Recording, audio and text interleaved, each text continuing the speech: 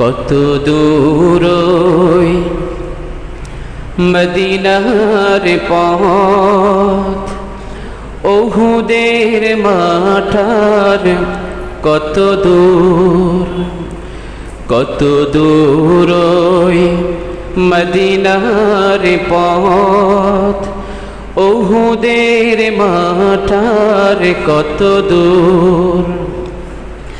তায়েফের গ্রামার কত দূর, কত দূর রাসূলের রওজা বলো, কোথা সেই বেলালের আযানের সুর, কোথা সেই বেলালের আযানের সুর। কত দূর ওই মদিনার পথ, উহুদের মাঠার কত দূর। তায়েফের গ্রামার কত দূর, কত দূর রাসূলের রওজা বলো, কোথা সেই বেলালের আযানের সুর, কোথা সেই বেলালের আযানের সুর। হেরার গুহা বলো কত দূরে, আমিনার বাড়িটা কোন সুদূরে। হেরার গুহা বলো কত দূরে, আমিনার বাড়িটাও কোন সুদূরে। কোথা সেই ওমরের খুরমা বাগান, আবু বকরের সেই সীমাহীন দান, সব যেন মন জুড়ে বাজায় নূপুর। কত দূর ওই মদিনার পথ, উহুদের মাঠার কত দূর। তায়েফের গ্রামার কত দূর, কত দূর রাসূলের রওজা বলো, কোথা সেই বেলালের আযানের সুর, কোথা সেই বেলালের আযানের সুর। পরশ পাথর ছিলেন আমার নবী, কোরআনের অমলিন প্রতিচ্ছবি। পরশ পাথর ছিলেন আমার নবী, কোরআনের অমলিন প্রতিচ্ছবি। মুমিনের জীবনের বাঁকে বাঁকে বদরের ওই স্মৃতি আজো ডাকে, তার প্রেমে জীবন হয় যে মধুর।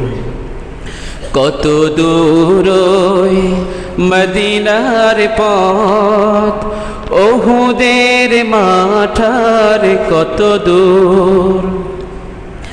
তায়েফের গ্রামার কত দূর, কত দূর রাসূলের রওজা বলো, কোথা সেই বেলালের আযানের সুর, কোথা সেই বেলালের আযানের সুর, কোথা সেই বেলালের আযানের সুর। সকলে বলি লিল্লাহে তাকবীর, লিল্লাহে তাকবীর।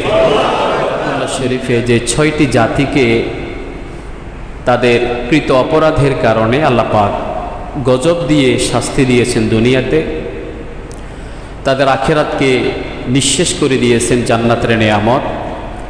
ওই সমস্ত গজবপ্রাপ্ত 6টি জাতির ভিতরে ৫ম জাতি আহলুল আইকা, আসহাবুল আইকা, আই আহলুল মাদিয়ান তথা হযরত শুআইব আলাইহিস সালাতু ওয়াস সালামের কওম। মাদিয়ানবাসীদের সম্পর্কে আজকে আমরা ইনশাআল্লাহ আমাদের সাপ্তাহিক জুমার দিনের আলোচনায় আমরা আলোচনা শুরু করছি। এই আলোচনার ভিতরে পূর্বের যে আলোচনাগুলো আপনাদের সামনে তুলে ধরেছি, সেখানে যেরকম আমাদের জন্য অনেকগুলো শিক্ষণীয় বিষয় ছিল, আজকের আলোচনায়ও আমাদের জন্য নির্দিষ্ট কিছু বিষয় শিক্ষণীয় আছে। আল্লাহ যেন আমাদের সকলকে খেয়াল করে আমলের নিয়তে, হেদায়েতের নিয়তে, সংশোধনের নিয়তে শুরু থেকে শেষ পর্যন্ত কথাগুলো শোনার, মানার, ব্যক্তিগত জীবনে সেটা বাস্তবায়ন করার তৌফিক দান করেন। বিমাশিয়াতিল্লাহি তাআলা আলাইহি তাওয়াক্কালতু ওয়া ইলাইহি উনীব। আমরা সকলে আরো একবার বলি আমিন। যে 6টি জাতি সম্পর্কে বলেছিলাম, এর ভিতরে 4টা জাতি সম্পর্কে আমরা ইতিমধ্যে আলোচনা করে ফেলেছি। এর ভিতরে 5ম নম্বর জাতি, তারা হলো আহলে মাদিয়ান। এরপরে যে জাতিটা বাকি আছে সেটা হলো কওমে লূত। সেটা ইনশাআল্লাহ পরবর্তী জুমায় আমরা আলোচনা ধরব। এই জাতিটা ছিল মূলত হযরত ইব্রাহিম আলাইহিসসালাতু ওয়াসসালামের পরবর্তী বংশধর থেকেই একটা জাতি, যারা হিজর এবং জর্ডানের মধ্যবর্তী জায়গা, বিশেষ করে সিরিয়া এবং হিজাজের মধ্যবর্তী জায়গায় তারা বসবাস করত। তাদের মূল অপরাধ ছিল আল্লাহর সাথে কুফরি করা, নবীকে অস্বীকার করা, আল্লাহর বিধানকে অস্বীকার করা। এরপরে যেই জনপদে তারা বসবাস করত, সেই জনপদের যে মানুষগুলো ছিল, তাদের কাছ থেকে কিংবা বাহির থেকে যে মানুষগুলো আসতো, তাদের কাছ থেকে লুটতরাজের মাধ্যমে, রাহাজানের মাধ্যমে, ফিতনা ফাসাদের মাধ্যমে তাদের সম্পদগুলো তারা কেড়ে নিত। আরেকটা মারাত্মক অপরাধ তাদের ভিতরে ছিল, সেটা হলো তারা যখন ব্যবসা বাণিজ্য করে, তাদের মূল অপরাধ ছিল তারা ওজনে কম দেয়। এরকম এখন আমাদের সমাজে আছে না নাই? ওজনে কম দেয়, এটা ছিল তাদের অপরাধ, মারাত্মক অপরাধ। এই অপরাধের কারণে, জারিমার কারণে আল্লাহ সুবহানাহু ওয়া তাআলা একটা মারাত্মক গজব দিয়ে তাদেরকে ধ্বংস করে দিয়েছে। তাদের আরেকটা অপরাধ ছিল, প্রত্যেকটা রাস্তার মোড়ে মোড়ে তারা দল বেঁধে অপেক্ষা করত। এখন যেরকম আমরা চট্টগ্রাম যাই কিংবা ঢাকায় যাই, আমাদের স্ট্যান্ডে যে গাড়িগুলো দাঁড়িয়ে থাকে, সেখানে ওট পেতে কিছু মাইক্রো ড্রাইভার বসে থাকে, আছে না? এখানে যাত্রী তুলে কিছু দূরে নিয়ে সব কেড়ে নিয়ে তাকে রাস্তার বাইরে ফেলে দিয়ে সব কেড়ে নেয়, এরকম আছে না? ঢাকায় যান, রাতের গভীরে ডিম নিক্ষেপ করে, প্রাইভেট গাড়িতে ডিম নিক্ষেপ করে। এখন আপনি সেটাকে ধোয়ার জন্য যখন গাড়ি দাঁড় করাবেন, তখন সেগুলো তারা কেড়ে নেয়। আপনার সম্পদ যত আপনার কাছে ছিল সব কেড়ে নেয় তারা, জীবনও নাশ করে দেয়, এরকমও আছে। আমাদের কিছুদিন আগে দেখেছি, হাতুড়ি দিয়ে এত বেশি তার বুকে আঘাত করেছে, প্রবাস ফেরত লোকটা শেষ পর্যন্ত আর বাঁচে নাই। এরকম কিছু জালিম, লুটতরাজকারী, ফিতনা ফাসাদ সৃষ্টিকারী, মানুষের হত্যাকারী, খুনি আমাদের চতুর্পাশে সয়লাভ হয়ে আছে, ঠিক কিনা বলেন? এই ব্যক্তিরা একটা কিছু দূর পর পর একটা দল বেঁধে তারা সেখানে বসে থাকতো। এই পথ দিয়ে যারা যেত, তাদের কাছ থেকে তারা চাঁদা দাবি করত। এই পথ দিয়ে গেলেই তোমাদেরকে চাঁদা দিতে হবে, মানে তারা চৌকি নিয়ে সেখানে বসে থাকতো, দল বেঁধে তারা সেখানে বসে থাকতো। আরেকটা মারাত্মক অপরাধ তাদের আছে, যেটা মনে কষ্ট নেবেন না, অনেক স্বর্ণ ব্যবসায়ীর সাথে সেটা রিলেটেড। এটাও তাদের অপরাধ ছিল, স্বর্ণ ব্যবসা। তারা স্বর্ণ, রূপা, মুদ্রা যেগুলো ছিল লেনদেনের মাধ্যম, স্বর্ণ মুদ্রা, তার কাছে যখন স্বর্ণ মুদ্রাটা আসতো, সেখান থেকে কেটে, সামান্য একটু কেটে নিয়ে এটাকে বাজারে ছাড়িয়ে দিত। তার মানে পরিপূর্ণ স্বর্ণ থেকে কিছু অংশ রেখে দিয়েছে। নাই, এরকম অনেক ব্যবসায়ী আছে না? আছে না? সেখানে কি খাত নাকি কি শব্দ বলে এগুলো, সেগুলো ঢুকিয়ে দেয়, কমিয়ে ফেলে। এরকম তাদের সেই চরিত্রের কিছু মানুষ এখন আমাদের সমাজেও আছে। তো এই অপরাধের কারণে আল্লাহ তাআলা তাদের উপরে কঠিন একটা আযাব পাঠিয়ে দিয়েছেন। সে অপরাধ যদি জমিনে এখন যারা করে, আল্লাহর গজব আসবে কি আসবে না? কি মনে করেন, আসবে কি আসবে না?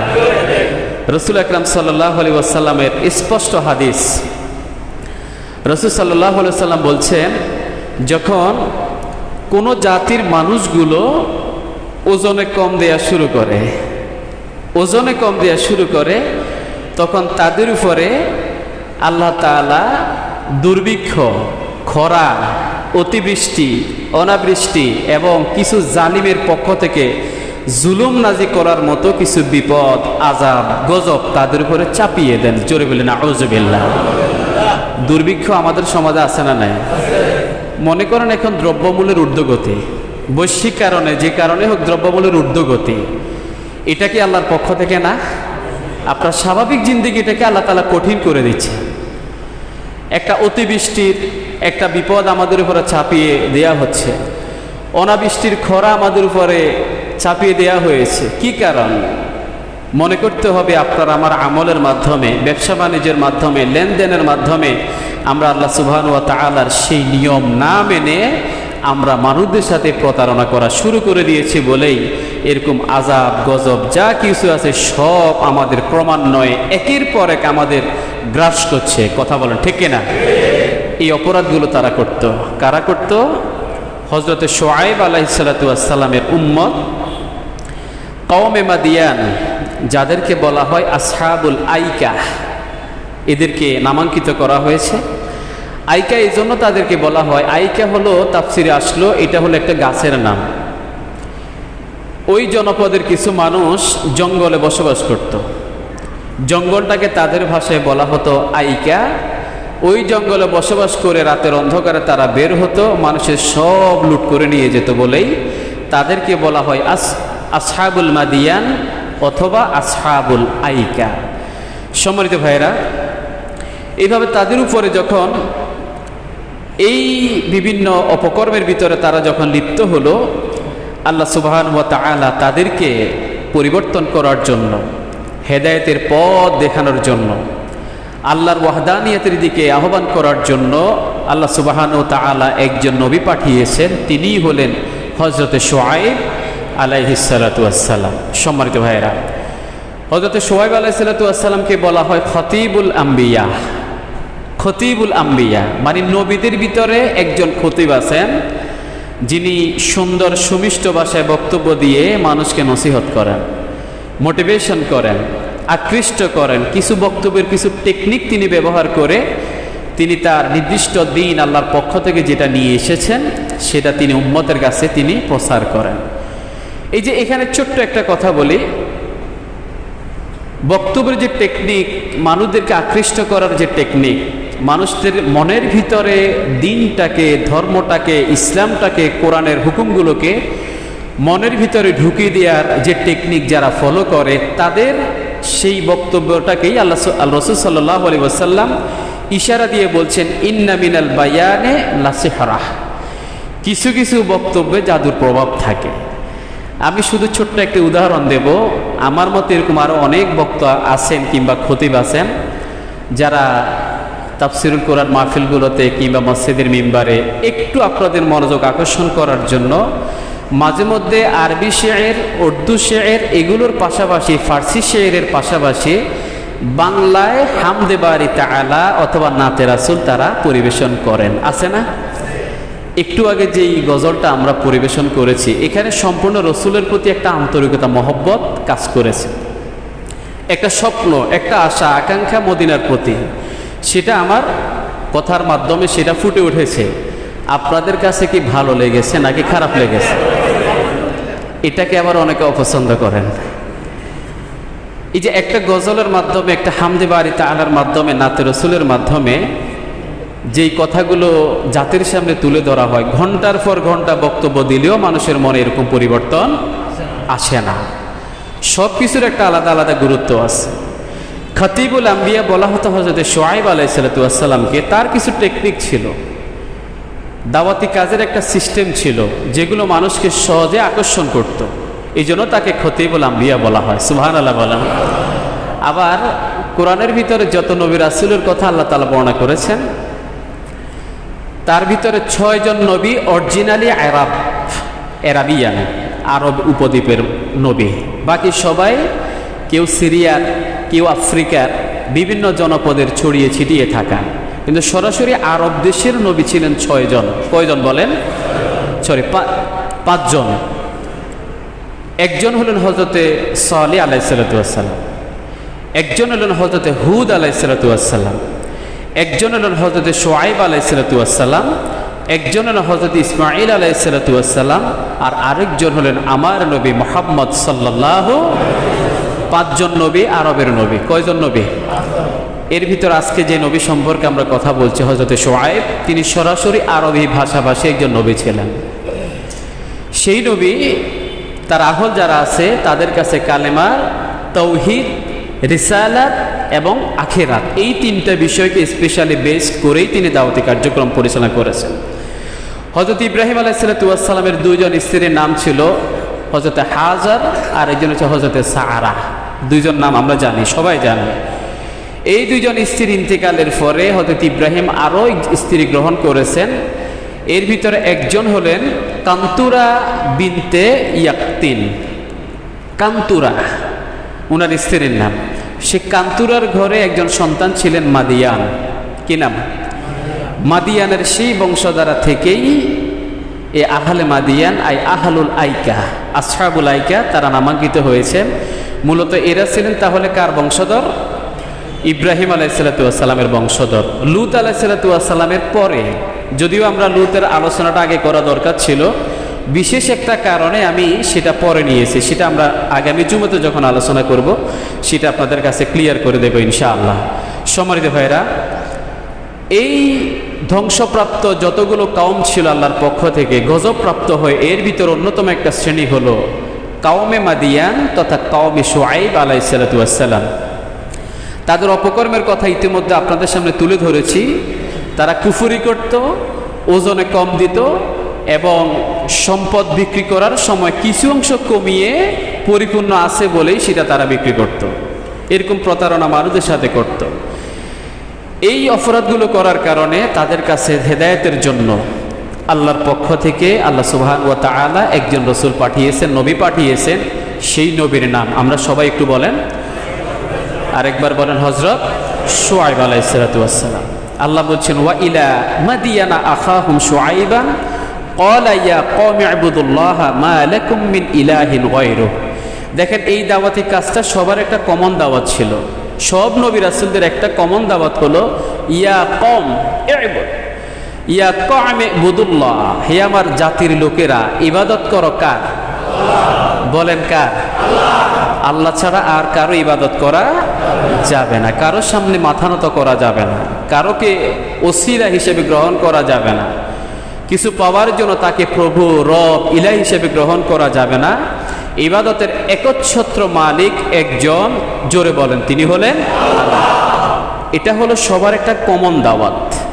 এই কমন দাওয়াতের পাশাপাশি হযরত শুআইব আলাইহিসসালাম তার বংশের লোকদেরকে যেই নির্দেশনা দিয়েছেন সেটা হলো ক্বাদ জাআতকুম বাইয়িনাতুম মির রাব্বিকুম, তোমাদের নিকট আল্লাহর পক্ষ থেকে একটা সুস্পষ্ট প্রমাণ এসে গেছে। মানে আমি স্বয়ং নিজেই তোমাদের সামনে চলে এসেছি।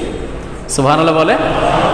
একজন রসুল, একজন নবী আল্লাহর পক্ষ থেকে যখন কওমের সামনে দাঁড়িয়ে যায়, এর চাইতে বড় আল্লাহ বলছেন ক্বাদ জাআতকুম বাইয়িনাতুম মির রাব্বিকুম, তোমাদের নিকট সুস্পষ্ট দলিল প্রমাণ এসে গেছে।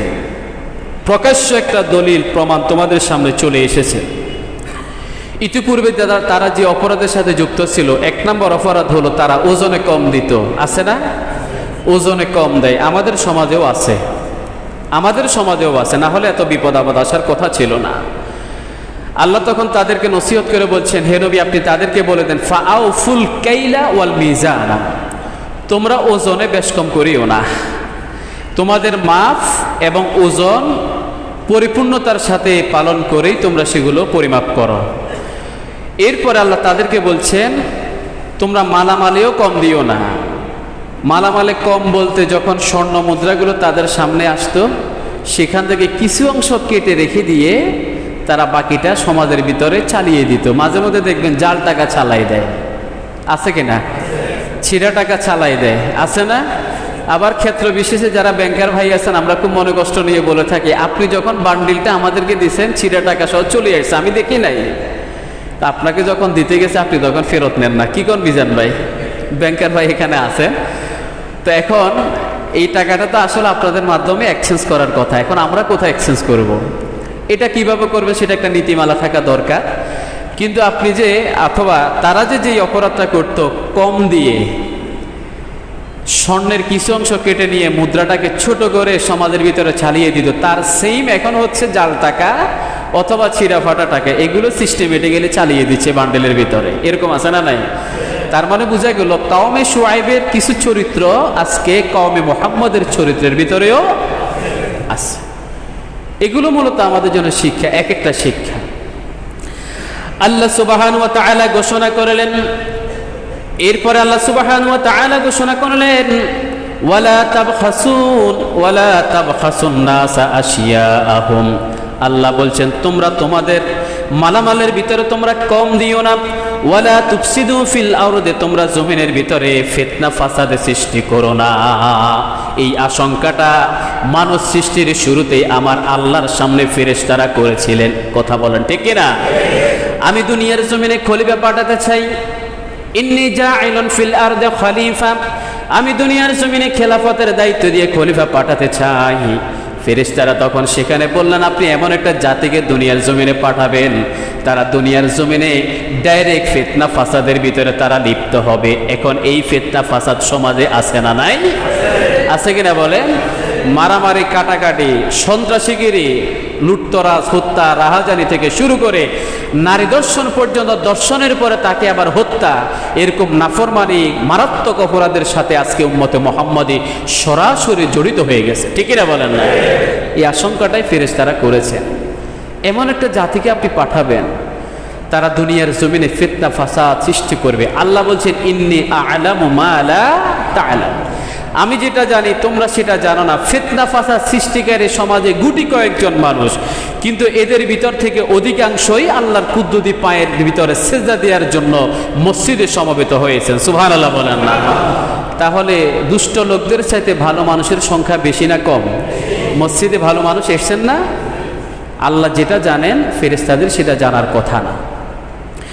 আল্লাহ বলছেন ওয়ালা তুফসিদু ফিল আরদি, তোমরা জমিনে ফিতনা ফাসাদ সৃষ্টি করো না। এটা আল্লাহর কথা হলো, মূলত এটা ছিল হযরত শুআয়ব আলাইহিস সালাতু ওয়াস সালামের কথা। যারা জমিনের ভিতরে হত্যা, রাহাজানি, লুটতরাজের সাথে যারা যুক্ত ছিল, একদম প্রত্যেকটা কোনায় কোনায়, প্রত্যেকটা মোড়ে মোড়ে তারা সন্ত্রাসীগিরি করত। রাস্তা দিয়ে যেই ব্যবসায়ী কাফেলাগুলো তাদের সামনে দিয়ে যেত, তাদের কাছ থেকে চাঁদা দাবি করত। এমনকি বাজারে যখন ছোট্ট এক টুকরো কোনো একটা সম্পদ নিয়ে বিক্রি করার জন্য আসে, সম্পদের দাম হলো, পণ্যের দাম হলো মাত্র 100 টাকা। ওই জায়গাতে বসার কারণে সেখানে ভ্যাট দিতে হচ্ছে 100 টাকা অথবা 50 টাকা। আছে না নাই? এটা জুলুম। কি মনে করেন আপনারা? একটা দরিদ্র মানুষ 2 বান্ডেল শাক নিয়ে বসেছেন, 20 টাকা 40 টাকা বিক্রি করবে, আপনি এসে বলতেছেন এটার ভ্যাট হলো 20 টাকা দিয়ে দাও, বিক্রি করছে 40 টাকা, 20 টাকা ও নিয়ে গেছে। মাঝে মধ্যে ছাড় দেওয়া যায় না? যায় কিনা বলে? এখানে অনেক ব্যবসায়ী ভাই আছেন, আপনাদের অনুরোধ করবো, আপনার দোকানের সামনে ছোট্ট একটা জায়গা যদি থাকে, সেখানে কোনো গরিব মানুষ একটা নারিকেল নিয়ে এসে বসেছেন অথবা কোনো একটা পণ্য নিয়ে এসে বসেন, তাকে জায়গা করে দেন, উপকার হবে। ওই ব্যক্তিটার পরিবারে আপনি সহযোগিতা করলেন। কথা বলে ঠিক না? উপকার হবে, মানুষের কল্যাণে এগিয়ে আসেন। জোর করে তার কাছ থেকে ধাক্কা মেরে, লাথি মেরে ফেলে দিয়ে সেগুলো সরিয়ে দিয়ে এত টাকা না দিলে বিক্রি করতে পারবি না, এটা যেন না হয়। এটা জুলুম হয়ে যাবে। ওই ওদের মতো চরিত্র হয়ে গেছে যারা মোড়ে মোড়ে বসে বসে চাঁদাবাজি করত। এরকম চাঁদাবাজ সমাজে সয়লাভ হয়ে গেছে। ঠিক কিনা বলেন? এটার ফলাফল হিসেবে সমাজে এত বেশি একটা নিকৃষ্ট শ্রেণী সমাজে তৈরি হচ্ছে, যারা সমাজের ভিতর অস্থিতিশীল পরিবেশ তৈরি করে, সন্ত্রাসীগিরি করে, ফিতনা ফাসাদ তৈরি করে, এমনকি যুব সমাজকে নষ্টের দিকে নিয়ে যাওয়ার জন্য তারা বিভিন্ন ধরনের নেশাজাতীয় দ্রব্যগুলো সরবরাহ করে। এরকমও আছে না নাই? আবার এই নেশার কারণে কত ছেলে মেয়ে আত্মহত্যার দিকে চলে যাচ্ছে। সাম্প্রতিক সময় কয়েকটা বিষয় খুব বেশি মারাত্মক আকার ধারণ করেছে। আত্মহত্যা খুব বেশি হচ্ছে। এটা কত ধরনের কজ তারা দেখে আত্মহত্যা করে নিচ্ছে। তারপরে অনেক ধরনের অপকর্মের ভিতরে তারা লিপ্ত হচ্ছে। সেই পূর্বের জাতিগোষ্ঠীকে, যাদেরকে আল্লাহ সুবহানাহু ওয়া তাআলা ধ্বংস করেছেন তাদের অপরাধের কারণে, সেই চরিত্রহীন হয়ে আমাদের সমাজটা ধ্বংসের শেষ প্রান্তে চলে যাচ্ছে। আল্লাহ তাআলা হেফাজত করুন। সকল বলি আমিন। আল্লাহ বলছেন ওয়ালা তুফসিদু ফিল আরদি বা'দা ইসলাহিহা, জমিনে সংশোধনের পরে, আল্লাহর পক্ষ থেকে সরাসরি সংশোধন আসার পরেও এটার বিপরীতে কাউন্টার দিয়া তোমরা ফিতনা ফাসাদ সৃষ্টি করো না। ফিতনা ফাসাদের মাধ্যমে কি ফলাফল সেটাও কিন্তু আল্লাহ তাআলা কোরআনে বলে দিয়েছে। আল্লাহ রাব্বুল আলামিন কালামের ভিতরে ঘোষণা করলেন, মান কাতালা নাফসান বিগাইরি নাফসিন আও ফাসাদিন ফিল আরদ ফাকান্নামা কাতালান নাসা জামিআ ওয়া মান আহইয়াহা ফাকান্নামা আহইয়ান নাসা জামিআ। কেউ যদি জমিনের ভিতরে ইচ্ছে করে কোনো মানুষকে হত্যা করে, অথবা জমিনের ভিতরে ফিতনা ফাসাদ সৃষ্টি করে, সে যদি একটা মানুষকে হত্যা করে, পুরো একটা জনপদকে হত্যা করার কিংবা ফিতনা ফাসাদ সৃষ্টি করার গুনাহে গুনাহগার হয়ে গেল। আর যে ব্যক্তি জমিনের ভিতরে কোনো মানুষকে হত্যা না করে তাকে ক্ষমা করে দিল, তাকে জীবিত ছেড়ে দিল, তাকে মাফ করে দিল, ওই ব্যক্তিকে জীবিত রাখা মানেই হলো পুরো একটা জাতিকে জীবিত করার সওয়াব তার আমলনামায় বকশিশ করে দেবেন আমার আল্লাহ। সুবহানাল্লাহ। মতের অমিল আছে, রাজনৈতিক হোক, সামাজিক হোক, ব্যক্তিগত হোক, যে কোনো মতের অমিল আছে, তাই বলে পিটাইয়া পিটাইয়া সাপের মতো মেরে ফেলা হবে, এটার সাপোর্ট ইসলাম দেয় না। কালকে কোথায় জানে দেখছি মাথায় পাগড়ি লাগাই অ্যাকশানে আছে, ফেসবুকে দেখলাম আর কি, মাথায় পাগড়ি। কি মায়, যেই মতেরই হোক, যেই মতেরই হোক, মানে আমি বুঝাতে চাচ্ছি আমলের ভিতরে সুন্নতি লেবাস আছে, এই অবস্থা আপনার হাতে লাঠিটা উঠলো কিভাবে? আপনি কিছুদিন পরে মারা যাবেন, মারা যাওয়ার পরে আপনার এলাকার এই লোকগুলোই সবার আগে আল্লাহু আকবার বলে জানাজার সামনে দাঁড়াবে, ঠিক কিনা বলেন না? কেমনে পারে? এগুলো সমস্যা। যেই মতের হোক, আমার ওইদিকে চিন্তার বিষয় না, বিষয়টা হলো জমিনে ফিতনা ফাসাদ থেকে আমাদের ফিরে আসতে হবে। না হলে কওমে শুআইব তথা আহলে মাদিয়ানদেরকে যেভাবে আল্লাহ ধ্বংস করেছেন, আমাদের ধ্বংস আর বেশি দূরে। কথাটা বুঝতে পেরেছেন আপনারা? সম্মানিত ভাইরা, সংশোধনের পরে, নবী আসার পরে, আল্লাহর বিধান সামনে চলে আসার পরে আবার তোমার মতামত অনর্থক সৃষ্টি করবা, ফিতনা ফাসাদ সৃষ্টি করবা, এটার অনুমোদন তোমাকে দেয়া হয় নাই। সম্মানিত ভাইরা, এইভাবে তিনি দাওয়াতি কাজগুলো তাদের সামনে যখন তিনি করলেন, সেই ব্যক্তিগুলো এমন এক ধরনের ব্যক্তি, তারা একাধারে আল্লাহর হক, বান্দার হক দুইটা একসাথে তারা নষ্ট করে। যে জাতির কথা আল্লাহ তাআলা শুআইব আলাইহিস সালামের উম্মতদের সম্পর্কে বলছেন, তাদের সামাজিক প্রেক্ষাপটে, ধর্মীয় প্রেক্ষাপটে, ওই এনভায়রনমেন্টের প্রেক্ষাপটে তারা যে অপরাধের সাথে মূলত তারা যুক্ত ছিল, একটা হলো বান্দার হক তারা নষ্ট করে, আর আরেকটা হলো আল্লাহর হক নষ্ট করে। আল্লাহর হকটা তারা কিভাবে নষ্ট করে দেখেন, তারা আল্লাহর সাথে ডাইরেক্ট কুফরি করে। কি করে? মানে আল্লাহ যে একজন আছে এটাকে তারা বিশ্বাসই করে না। এরকম কাফির সমাজে আছে না আমাদের, কুফরি করে। আবার অন্য ধর্মের যারা আছে তারা তো কুফরি করেই। মুসলমানদের ভিতরে কিছু ব্যক্তি ইসলামের বিভিন্ন বিধানকে অস্বীকার করার মাধ্যমে নিজেকে কুফরির খাতায় নাম লিখিয়ে নিয়েছে, এরকমও ব্যক্তি আছে। কত বড় বড় নসিহত করে, কত বড় বড় নসিহত করে যে আমি মাদ্রাসার অমুক ক্লাস পর্যন্ত পড়েছি, আমি কোরআনের কোথাও পর্দার কোনো বিধান পাই নাই। দেখছেন তামাশা? আমি অমুক মাদ্রাসা অমুক ক্লাস পর্যন্ত পড়েছি, আমি কোথাও পর্দার বিধান কোনো কিছু পাই নাই। তোমার অন্তরে তো আল্লাহ তাআলা মোহর মেরে দিয়েছেন। ওয়ালাকাদ যারানা লিজাহান্নামা কাসীরাম মিনাল ইনস, মানুষের ভিতরে কিছু ব্যক্তি আছে, লাহুম কুলুবুন লা ইয়াফকাহুনা বিহা, তাদের অন্তর আছে তারা বুঝার চেষ্টা করে না। ওয়ালাহুম আ'য়ুনুন লা ইউবসিরুনা বিহা, তাদের চোখ আছে তারা দেখার চেষ্টা করে না। ওয়ালাহুম আযানুন লা ইয়াসমাউনা বিহা, তাদের দুইটা কান আছে কিন্তু তারা শোনার চেষ্টা। বালহুম আদল, তারা হিংস্র পশুর চাইতেও বরং আরো বেশি নিকৃষ্ট। উলাইকা কাল আনআম, আল্লাহ বলছেন তারা পশুর নিয়ে, বালহুম আদল, তার চাইতেও আরো বেশি নিকৃষ্ট। এই ব্যক্তিগুলো সে নিকৃষ্ট শ্রেণীর, যারা বলে আমরা মাদ্রাসা অমুক ক্লাস পর্যন্ত পড়েছি, কই পর্দার বিধান তো দেখে নাই, কোরআনে পর্দার বিধান মনে হয় নাই। এখানে যারা চুপচাপ বসে আছেন তাদের মনে হয় সন্দেহ আছে, কোরআনের পর্দার বিধান মনে হয় নাই। এই একটা বিষয় উদাহরণ দিলাম, এরকম কোরআনের আরো অসংখ্য বিষয় আছে যেগুলো তারা অস্বীকার করে। এই বেটার মুসলমান আছে নাকি কাফের হয়ে গেছে?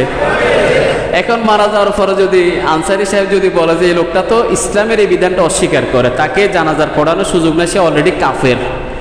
স্বাভাবিক উদাহরণ যে সেই ব্যক্তি নামাজ পড়ে না, মান তারাকা সালাতা মুতাআম্মিদান ফাকাদ কাফারা, যে ব্যক্তি এক ওয়াক্ত নামাজ ইচ্ছে করে ছেড়ে দেবে সে কাফের হয়ে যায়, রাসূল বলেছেন। এখন এই অবস্থায় সে যদি মারা যায়, কি অবস্থায় মারা গেছে? এখন যদি বলি যে জানাজা হবে না, হুজুরের চাকরি আর থাকবে? বলেন, এই হলো বাস্তবতা। সিস্টেমেটিক্যালি আপনি কুফুরের ভিতরে লিপ্ত, আপনি জানান না। এই ব্যক্তিগুলো সেরকম ভাবে কুফরি করার মাধ্যমে আল্লাহর হক নষ্ট করত, আল্লাহকে বাদ দিয়ে দুনিয়ার ওসিলা তালাশ করে। অন্য ধর্মের যারা আছে তারা তো মূর্তির সামনে, পাথরের সামনে, গাছের সামনে তারা মাথা নত করে, কিন্তু আমাদের মুসলমানদের ভিতরে তারা কবরের সামনে মাথা নত করে, এরকম আছে না? না, তার মানে ওয়াসিলা তালাশ করলো, কবর শোয়া ব্যক্তিকে, এটার মাধ্যমে আল্লাহর সাথে শিরক করলো। তার মানে আল্লাহর হকটাকে সেই ব্যক্তি নষ্ট করলো। একই রকমভাবে অন্যান্য বিধানটাকে অস্বীকার করার মাধ্যমে তারা আল্লাহর হক নষ্ট করে। আল্লাহর খায়, আল্লাহর করে, কিন্তু আল্লাহর কুদ্দুতি পায়ের ভিতরে সিজদা দিতে মন চায় না, এরকমও আছে না নাই? শেষ বয়সে নামাজ পড়বো, দাড়ি রাখবো, রোজা রাখবো, হজ করবো, এরকম সিদ্ধান্ত নিয়ে বসে আছে, কিন্তু সময় আছে, সময়ের কাজ সময় করে না। ওই বৃদ্ধ বয়স পর্যন্ত সেই ব্যক্তি জীবিত থাকবে, এটার মনে হয় গ্যারান্টি আছে? নাই। বিশ্বাস করেন তো আপনারা? তাহলে এটা যদি আমরা সবাই বিশ্বাস করি, এখানে যারা আছেন যারা দাড়ি রাখেন না, তারা আজকের পরে দাড়িটা রেখে দেব। যারা রাখে নাই তারা ইনশাল্লাহ বলে নাই, যারা রাখছেন তারা শুধু ইনশাল্লাহ বলে। আজকের পরে আল্লাহর বিধানগুলো যথাযথভাবে পালন করার চেষ্টা করব, তাহলে আল্লাহর হক নষ্ট করা হবে না। এই অপরাধের সাথে ওই কওমে শুআয়ব তথা আহলে মাদিয়ান, তাদের আরেকটা অপরাধ ছিল, আল্লাহর বান্দাদের হকগুলোকে তারা নষ্ট করে। সেই দিন ফেসবুকে একটা ছবি দেখলাম, একজন কাটিং মাস্টার। কি মাস্টার? নিজের আইলের অংশ দিয়া টালি কোদাল দিয়া কাটিং করে, আছে না নাই? আইলটাকে শুধু ছোট করতেই আছে, নিজের জমি বড় করে। এক আঙ্গুল যদি বড় করতে পারে, এই মাথায় ওই মাথায় 200 হাত, এক আঙ্গুল করে বড় করছে, তাহলে কতটুকু বড় করছে? এটাকে বলা হয় গ্রাম অঞ্চলের কাটিং মাস্টার। অপর পাশের যিনি আছেন, তিনি যদি কাটতে আসেন, এই থাম, এটা আইল, ওরে আর কাটতে দেয় না, নিজের অংশ কেটে কেটে আইল ছোট করে, নিজের জমি বড় করে না ছোট করে? এটা কি আরেকজনের হক নষ্ট করা হয় নাই? এখন যেদিন জমি মাপতে গেল, সেদিন দেখলো যে তার 10 শতকের জায়গার ভিতরে 0.20 শতক, মানে 0.20 অংশ একটু বেশি। এখন এটা কার? নামজারি করার জন্য দিতে গিয়ে বলে যে আমার এখানে 0.20 অংশ বেশি আছে, এটা সহ নামজারি করে দাও। নামজারি করে ফেলছে, কিন্তু 0.20 অংশটা মূলত অপর পাশে যে জমির মালিক তার। মাঝখানে দলিল করে ফেলে বলে যে যদি তোমরা পাওনা থাকো দিয়ে দেবো, সমস্যা নাই, কিন্তু এটা তো দলিল হয়ে গেছে, নামজারি হয়ে গেছে। এভাবেই সিস্টেমেটিক্যালি মানুষের হকগুলো নষ্ট করা হচ্ছে, ঠিকই না বলেন না? আরো কত উদাহরণ আমাদের সমাজে আছে। আপনারা বিবেকবান মানুষ, আকল জ্ঞান সম্পন্ন মানুষ, সুস্থ মানুষ, আপনারা সবাই এগুলো ভালো করে। এই অপরাধের সাথে যুক্ত ছিল কওমে আহলে মাদিয়ান। তাদের অপরাধের কারণে আমার আল্লাহ সুবহানাহু ওয়া তাআলা হযরত শুআয়বকে পাঠিয়ে দিলেন তাদেরকে সংশোধন করার জন্য। ওয়ালা তুফসিদু ফিল আরদি বাদা ইসলাহিহা, আল্লাহর পক্ষ থেকে সংশোধন হয়ে যাওয়ার পরে তোমরা জমিনের ভিতরে ফিতনা ফাসাদ আর কখনো সৃষ্টি করো না। জোরে বলি আল্লাহু আকবার।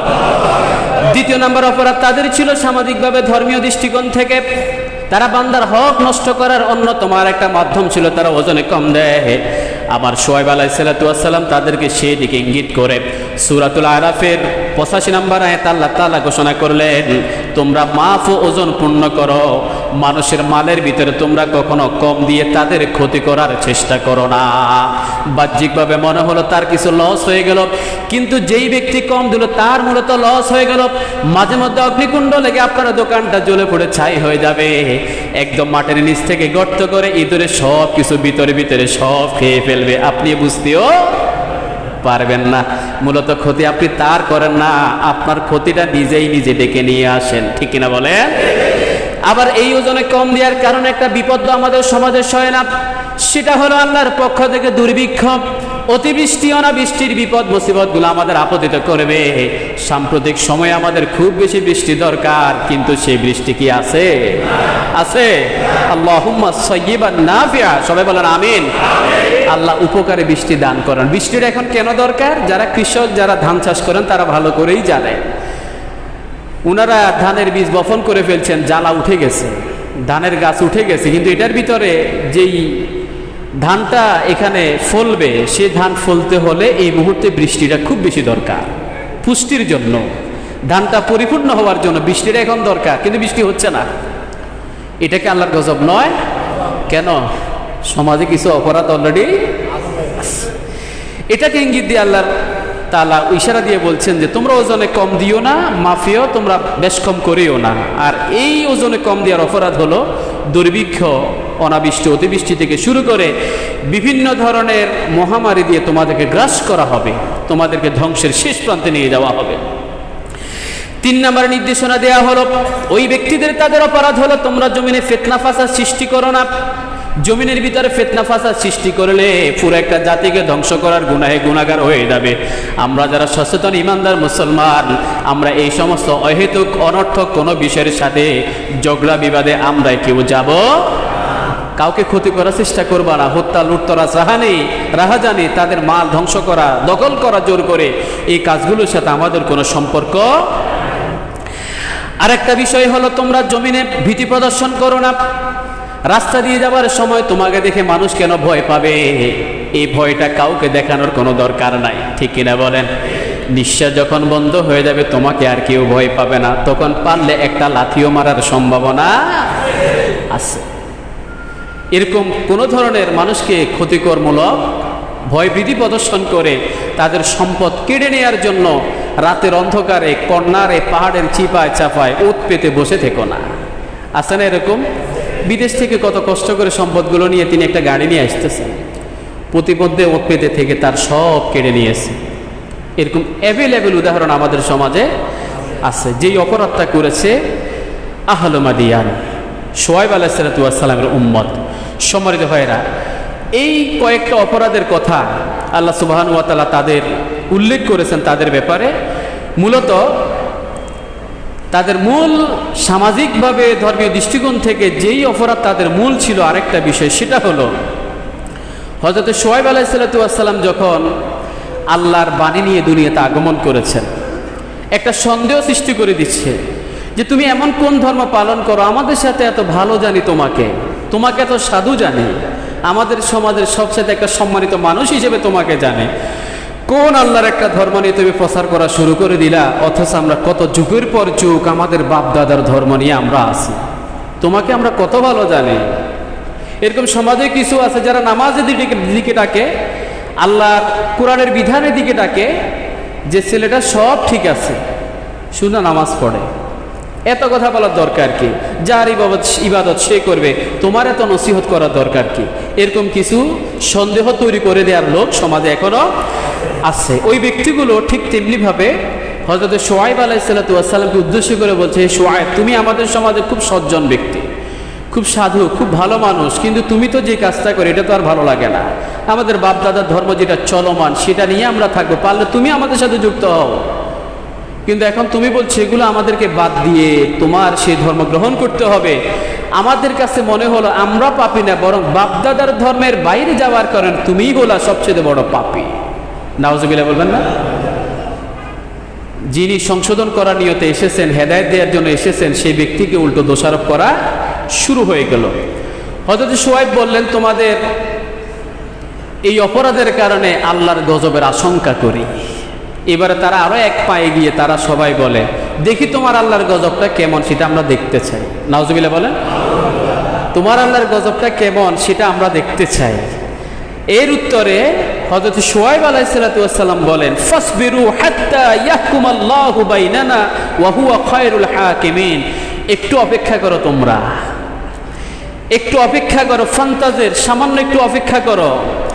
আল্লাহ যতক্ষণ না তোমাদের মাঝে এবং আমাদের মাঝে একটা ফয়সালা না করেন, তিনি নিশ্চয়ই সর্বোত্তম ফয়সালাকারী, তিনি একটা ফয়সালা অবশ্যই করবেন। একটু অপেক্ষা করে, বেশি দিন তোমাদের জন্য অপেক্ষা করতে হবে না। জোরে বলি আল্লাহু আকবার।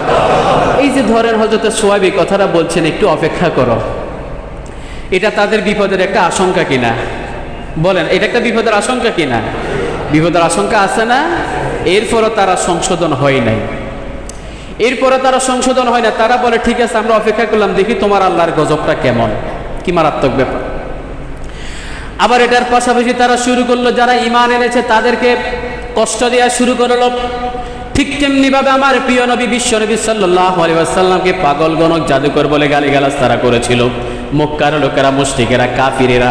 তেমনি ভাবে আহলে মাদিয়ান, আহলুল আইকা, আসহাবুল আইকা, ওই ব্যক্তিগুলো হযরত শুআয়ব আলাইহিস সালাতু ওয়াস সালামকেও পাগলগণক বলে গালিগালাজ শুরু করলো। জোরে বলি নাউজুবিল্লাহ। এই ব্যক্তিগুলো যখন হযরত শুআয়বের উপদেশকে অস্বীকার করে তাদের কর্মের ভিতরে তারা লিপ্ত হয়ে গেল, আবারও ওজনে কম দেয়া, মাফে বেশ কম করে দেয়া এবং মানুষদের কাছ থেকে সব লুট করে নেয়ার মতো অপকর্মের ভিতরে তারা যখন লিপ্ত হয়ে গেল, আল্লাহ সুবহানাহু ওয়া তাআলার প্রিয় নবী হযরত শুআয়ব আলাইহিস সালাতু ওয়াস সালাম তখন ঘোষণা করলেন, সূরা হুদের 93 নম্বর আয়াতের ভিতরে আল্লাহ ঘোষণা করলেন, ওয়ারতাকিবু ইন্নী মাআকুম রাকিব। ঠিক আছে, তোমরা আযাবের অপেক্ষা করো, আমিও সেটার অপেক্ষায় থাকলাম। সুবহানাল্লাহ বলেন। এই আযাবের কথার জন্য, আযাবের জন্য হযরত শুআয়ব যখন অপেক্ষা করলেন, আল্লাহ তাআলা তখন সিদ্ধান্ত দিয়ে দিলেন এই জাতিকে আর বেশি দিন দুনিয়ার জমিনে টিকিয়ে রাখার কোনো সুযোগ নাই। তাদের উপরে গজবের সময় হয়ে গেল, আযাবের সময় হয়ে গেল। সূরা হুদের 94 নম্বর আয়াত থেকে আল্লাহ তাআলা ঘোষণা করলেন, ওয়ালাম্মা জাআ আমরুনা নাজ্জাইনা শুআইবান ওয়াল্লাযীনা আমানু। যখন তাদের উপর আযাব গজব এসে গেল, তাদেরকে ধ্বংস করার পাশাপাশি আমার নবী শুআয়ব এবং তার উম্মত যারা ঈমানদার হয়েছিল, যারা ঈমান গ্রহণ করেছিল, তাদেরকে আমার অনুগ্রহের মাধ্যমে, বিরাহমাতিন আমার দয়ার মাধ্যমে তাদেরকে হেফাজত করলাম। যারা ঈমানদার তাদেরকে হেফাজত করা হলো, আর যারা বেঈমান কুফরি করলো, যে অপরাধের সাথে তারা যুক্ত ছিল, তাদেরকে ধ্বংস করে দেয়া হলো। আল্লাহ সেই কথাটাই এই সূরার মাধ্যমে, আয়াতে কারিমাগুলোর মাধ্যমে আল্লাহ উচ্চারণ করে দিলেন। وأخذت الذين ظلموا الصيحة فأصبحوا في ديارهم جاثمين كأن لم يغنوا فيها ألا بعدا لمدين كما بعدت ثمود। আল্লাহ তাআলা ঘোষণা করলেন, আর পাপিষ্ঠদের উপর বিকট গর্জনা পতিত হলো, একটা বিকট আওয়াজ তাদের উপর আপতিত হলো, ফলে তারা নিজেদের ঘরের ভিতরে উপুড় হয়ে তারা সবাই মরে পড়ে রইল। জোরে বলি নাউযুবিল্লাহ। যেন তারা কখনোই সেখানে বসবাস করেনি, এমনভাবে সবাইকে নিশ্চিহ্ন করে দেয়া হলো। একটা পিনপতন, পিন্ড অফ সাইলেন্স হয়ে গেল পুরো জনপদটা। এই অবস্থা দেখে মানুষ ধারণা করলো এই জনপদে কোনো প্রাণের কখনো অস্তিত্ব ছিল না। এমনভাবে আল্লাহ তাআলা সবাইকে ধ্বংস করছেন। আল্লাহু আকবার। সবাইকে ধ্বংস করে দিলেন। সাবধান সামুদ জাতির উপরে যেরকম অভিশাপ আল্লাহর পক্ষ থেকে আসলো, গজব আসলো, ঠিক তেমনি ভাবে মাদিয়ানবাসীর উপর অভিসম্পাত হয়ে গেল। আর অপরাধের সাথে যারা যুক্ত থাকবে এখনো, তাদের উপরে আল্লাহর পক্ষ থেকে অভিশাপ আসারও সম্ভাবনা আছে না নাই? অলরেডি সেটা চলমান। এই গজব সম্পর্কে পরিপূর্ণভাবে আল্লাহ তাআলা কোরআনের মাধ্যমে বর্ণনা করে দিলেন, আল্লাহ রাসূল হাদিস শরীফের মাধ্যমে সেটা বর্ণনা করে দিলেন যে তাদের উপরে বিপদ আযাবটা কেমন ভাবে তাদের উপর আপতিত হলো। প্রথম একটা সপ্তাহ তাদের উপরে এত বেশি তাপ প্রবাহ আল্লাহ তাআলা প্রবাহিত করলেন যে সব কিছু হাতের কাছে যা আছে সব জ্বলে পুড়ে একদম ছাই হয়ে যেতে লাগলো। আল্লাহু আকবার। আমরা কিছুদিন আগেও দেখেছি আরব রাষ্ট্রে এত বেশি গরম পড়লো, গাড়ির যে লাইটগুলো আছে সেগুলো গলে গলে পড়ে যায়, মরুভূমির ভিতরে ডিম মামলেট করে এবং বিদ্যুতের খুঁটিগুলো নিজে নিজে জ্বলে পড়ে ছাই হয়ে যায়। এরকম দেখছি না? আছে না? কয়েকদিন আগেই তো আমাদের দেশে 39 ডিগ্রি সেলসিয়াস প্রবাহিত হয়েছে। আল্লাহর কি মহিমা! সেদিন ছিল সম্ভবত 18 তারিখ বিকেলবেলা আল্লাহ সুবহানাহু ওয়া তাআলা এমন একটা প্রশান্তির বৃষ্টি বর্ষণ করলেন, সারা পৃথিবীকে আল্লাহ তাআলা সেন্ট্রালি এসির ব্যবস্থা করে দিয়েছে। পুরো জনপদ থেকে আল্লাহ তাআলা একদম সেন্ট্রালি এসির ব্যবস্থা করে দিয়েছেন। মনে হল এটা আল্লাহর রহমত। এই আহলু মাদিয়ানের উপরে 7 দিন পর্যন্ত অনবরত তাপ প্রবাহিত হলো, জ্বলে পুড়ে ছাই হয়ে যায়, কষ্টের কোনো সীমা নাই। তারা শুধু ঠান্ডা আশ্রয় খুঁজে, তারা শুধু শীতল জায়গা খুঁজে বাঁচার জন্য। 7 দিন পরে তাদের উপর একটা মেঘমালা প্রবাহিত হলো, যার নিচ দিয়ে প্রবাহিত হলো একটা শীতল বায়ু। একটু খেয়াল করেন, প্রথম 7 দিন তাদের উপর গরম প্রবাহিত হলো, 7 দিন পর একটা মেঘমালা প্রবাহিত হলো, মেঘমালার নিচ দিয়া একটা শীতল বায়ু প্রবাহিত করে দিলেন। মানুষেরা খুশি হয়ে গেল, মনে হলো আল্লাহ মনে হয় বিপদ উদ্ধার করেছেন। তারা সবাই দৌড়ে গিয়ে, ঘরের ভিতর আর কেউ বাকি নাই, সবাই গিয়ে সে শীতল বায়ুর নিচে গিয়ে উপস্থিত হলো। ওই মেঘমালার নিচে সবাই গিয়ে দাঁড়ালো। এবারে আল্লাহর পক্ষ থেকে সেই মেঘমালার ভিতরে বজ্রপাত শুরু হয়ে গেল, তীব্র বজ্রপাত, এবং নিচ থেকে শুরু হয়ে গেল ভূমিকম্প। উপর থেকে বজ্রপাত, নিচ থেকে ভূমিকম্পের বিকট চিৎকারের কারণে যে যেখানে ছিল সেখানে সবাই দুনিয়া থেকেই সাঙ্গ হয়ে গেল। সুবহানাল্লাহ। এমনভাবে আল্লাহ তাদেরকে সেখানে ধ্বংস করেছেন, মানুষ কল্পনাও করতে পারে না যে এখানে কোনো একটা সময় কোনো মানুষ জীবিত ছিল। আল্লাহর হাতে ক্ষমতা আছে না নাই? নাই মনে হয়। সেই অপরাধের সাথে যদি আমরাও যুক্ত থাকি তাহলে এরকম গজব অপেক্ষণ। আল্লাহ আমাদের সকলকে মাহফুজ করুন, সকলে বলি আমিন। সম্মানিত ভাইয়েরা, এই যে শুআয়ব আলাইহিস সালাম এবং তার উম্মত আহলু মাদিয়ান থেকে যে আলোচনাগুলো সংক্ষেপে আমি আপনাদের মাঝে করলাম, বিষয়গুলো কি আসলেই আমরা বুঝতে পেরেছি? আজকের আলোচনাটা স্পেশালি যারা ব্যবসা বাণিজ্য করেন তাদের সাথে সম্পৃক্ত, দুনিয়াতে লেনদেনের সাথে যাদের সম্পর্ক আছে তাদের সাথে সম্পৃক্ত। দয়া করে আজকের আলোচনা থেকে শিক্ষাটা আমরা আমাদের জিন্দগির ভিতরে বাস্তবায়ন করবো। আমরা সবাই বলি ইনশাআল্লাহ। আর আল্লাহ সন্তুষ্টি হাসিলকারী বান্দা হিসেবে যেন আল্লাহ আমাদের কবুল করেন, আমরা সকলে বলি আমিন। আমরা আগামী জুমায় ইনশাআল্লাহ কওমে লূতের চরিত্র, অপরাধ এবং তাদের শাস্তি, সেখান থেকে আমাদের কী শিক্ষা, সেটা নিয়ে আমরা ইনশাআল্লাহ আলোচনা শুরু করব।